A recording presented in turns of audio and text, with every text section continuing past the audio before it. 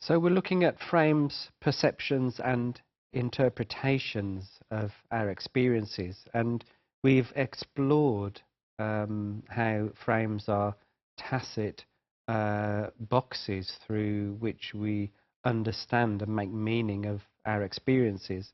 The truth is that in most cases what we're doing as reflective practitioners is operationalized in terms of problems. We're working with problems, but actually the reality is that we're really working with untidy situations, complex situations, and this complexity of these problems that we identify can actually be complex things that we need to engage with in terms of framing a problem or framing a situation.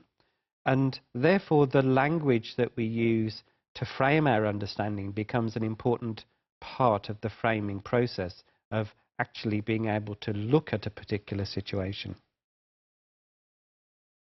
And as we saw, the way we organize situation through frames is through two particular types of frames, rhetorical frames and action frames. Rhetorical frames are those ideas that we have and how we think we should be working, our beliefs and assumptions about teaching, learning. And of course, the action frames are how we operationalize those beliefs. So, in a way, rhetorical frames are powerful in the sense that they give us the framework for the way we work and our beliefs about the way we work. And in a sense, we hold on to these frames very, very tightly. In a way, we can use these frames to question and challenge other people's frames. And it's through this process that we develop our professional identity and develop our skills for learning.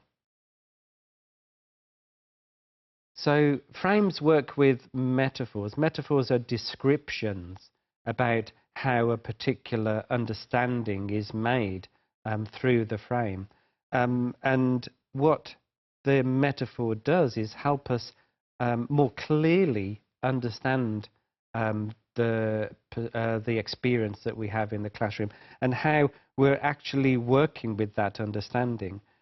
Frames don't just emerge spontaneously. They are something which we develop as learners through life, and they evolve and constantly evolve. And especially for the reflective practitioner, frames are something which we're always looking at within ourselves and questioning and seeing if we can change them in order to understand our experiences in the classroom better. So the way we frame problems actually affects our perceptions of those problems and affects our interests in terms of how we're dealing with those particular problems. And in a way, it's actually difficult, therefore, to discover the limits of our thinking in relation to frames, simply because of the tacit nature, the unspoken, unknown nature of what our beliefs and values can be.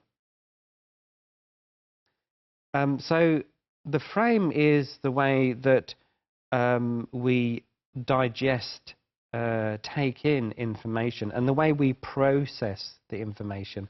And essentially, frames then are a way for us to understand and work with our assumptions and the level of other people's assumptions as well. So the frames give meaning to our own understanding and provide logic to the way we interact with our experiences. And because of the tacit nature, what we're always doing is working with frames in a way which is very implicit to us and not explicit to others. And the way to solve the difficulty in terms of our own learning and developing as learners is to try to make frames more explicit to ourselves and explicit to others. So in terms of frames, there are some particular questions that we can ask ourselves as reflective practitioners, which help us question the frames that we have for interacting with our experiences. A simple frame is, well, let's define the problem. A simple question is, let's define the problem to understand the frame. The next question is, well, why is it a problem? Why are we perceiving this particular thing as a problem, as a difficult situation that's affecting us? The next question is, well, what factors will contribute to this particular problem? And a final question would be, what do you see as the impact of the particular problem, and how do we analyze the consistency of our thinking about that particular problem? These questions help us challenge the frames that we have in terms of our experiences.